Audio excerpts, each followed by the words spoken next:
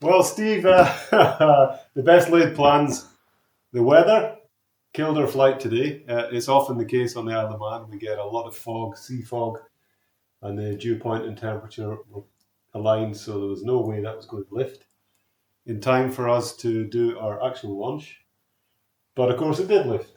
And now, if we'd gone out there, we'd have been fine. But that's the nature of it. Much better to play it safe when it comes to flying light aircraft in winter weather in Northern Europe. Right, so we've got some big news, right? Oh yeah, it's exciting news. Yeah, well, I just finished up a little quick start guide for the Teckel app launch, and we are officially launching now. So the Teckel app is officially available on the teckel.io website. I'm proud to say. It's been a long haul, about 2.5 years since I first came over here to start brainstorming with Yusuf on what we're going to do.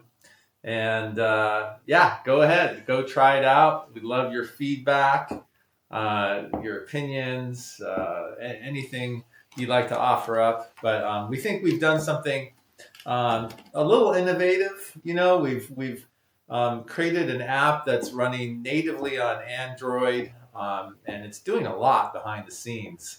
So Yusuf could probably talk a little bit more about all the things the app is really pulling together in the Web3 world and where we're headed with it. You know, it's some of the functionality is still on its way here shortly, right? The RPC calls, the API key for those RPC calls, and anyway. So I'd say, in terms of the app and its functionality and features, I think what we'll do is we'll just, as time goes by, we'll release some more little podcasts like this explaining in detail each section of the app, because it's an awful lot to try to do it in a one go, and we'll refine our message once we have a bit more time to spend on the description. I mean, there's an awful lot of detail, and if we launched in as engineers, it would probably be kind of not overwhelming necessarily, but just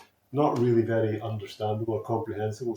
So we need to think about how we're going to explain the various aspects of the app, I think. But for now, it's a stable build. It's out there. I'd say people should just try and download it, use it, see what you think. Yeah. Create some NFTs, create some ticketed events, trade some NFTs, barter some NFTs, sell some tickets, have the tickets redeemed to show the full round trip sale to redemption mechanism that's in there, secured with the Ethereum addresses. And then as time goes by, we'll flesh out more detail in the documentation and online or on video like this. And that's it. We'll take it from there. So, Steve, great effort. Thanks very much for marshalling that launch today. You did most of that. This guy did all the heavy lifting. He's the hardcore coder here. So, but anyway, I do want to say that besides the Quick Start app, in the app itself, a lot of icons you can long press them. So what that means is pushing your finger or thumb down for a few seconds on the icon, and a little pop-up will pop up in the app and explain a little bit more in detail what that icon does. Just for example, the bartering can be a little bit complicated when you get into it, and how that all happens exactly maybe not clear at first. But if you long press those icons, it does explain a little bit more on what exactly you're supposed to do to barter, say, a token for a token or a token for a contract, or those sorts of things. Yeah, and I think another message I think to people based on our experience is we're dealing with many moving parts that are not really related to the app. We're dealing with the blockchain, the Ethereum blockchain, which is by its very nature asynchronous. In other words, it doesn't happen when you want it to. You send a request, create this NFT, or that process of fulfillment is really up to the blockchain. It's up to the network. It's not something as developers that we have any control over. And likewise with IPFS, when you're submitting files to IPFS or manipulating data on IPFS, That's asynchronous as well. From the app's point of view, it happens when it happens. The app does its best to listen out for completion of tasks on the Ethereum nodes and the IPFS nodes, but it doesn't always catch them because it doesn't want to wait all day, and sometimes it moves on, and you'll get what we call the spinny-spin. You'll get a spinning icon, and that doesn't necessarily mean the process hasn't happened. It just means that the app has lost the will to live. It's lost its ability to sit there and wait forever. And we've got all that protected in code, in that although you get those annoying spinny spin cycles, it doesn't mean that everything behind the scenes hasn't happened. So invariably, if you come out and go back in, you'll see that the processes have completed.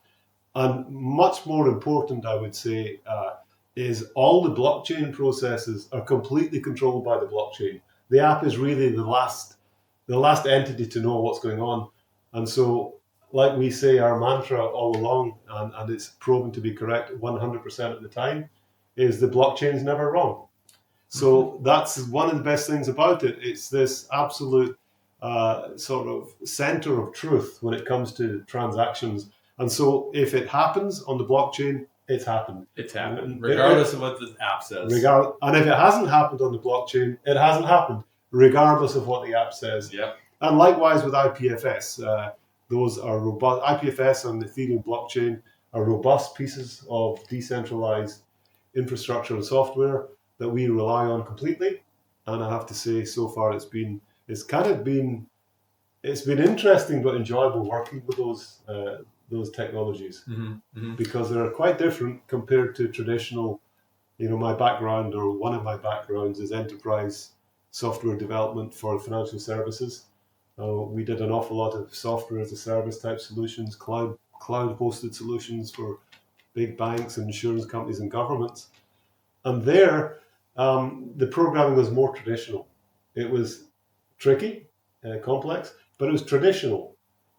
This kind of programming required for blockchain interaction, Web3, is really not traditional. And that makes it interesting and fun. Yeah. Perhaps IPFS is a little more traditional, but the blockchain, the programming against the blockchain is something new. I think for any developer who gets involved in it, they will be thinking, my goodness, what is going on here?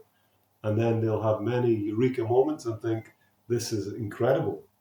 So I'd say hats off, if we're wearing a hat, to the Buterin and people in the Ethereum Foundation, the people who invented that network and that technology. And again, as I said in segment one of this, or part one of this, it all goes back to Satoshi's white paper on Bitcoin, and the creation of that decentralized protocol, if you like, that has spread like wildfire. And I'm so grateful to everyone who's been involved in the blockchain evolution, the evolution of the blockchain technology to get it to where it is now. I think we just have to, we all owe them a huge amount of, a huge debt really, because they provided this to the world in an open source manner for the betterment. And we're excited to be part of that dance. I think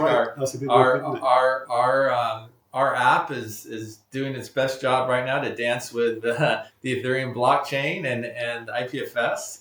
And it'll continue to do so. And I think as we move forward, hopefully we'll get to the point where that dance is really quite an impressive and elegant dance. So I think we'll close now. We've got to get you off to the airport. You're going to the UK. I'll stay here and talk and tell some things, and then we'll meet up next week in Paris. Yeah. We have Europe's largest, perhaps even the world's largest, NFT and real-world asset multi-day conference, where we're going to be explaining about teckel and meeting everyone else there who's involved in these technologies. But with regards to blockchain, I think we just quote Sir Isaac Newton at this point and say, nothing we've done, we did ourselves. We just sat on the shoulder of the giants. Absolutely. And I'm sure hopefully we'll meet some of those giants at this conference. We might meet some of those giants. As long as we don't fall off their shoulders, right. We're okay. Okay, Steve, safe travels. Yusuf, thank you. And I'll see you next week in Paris. All right. All right, man.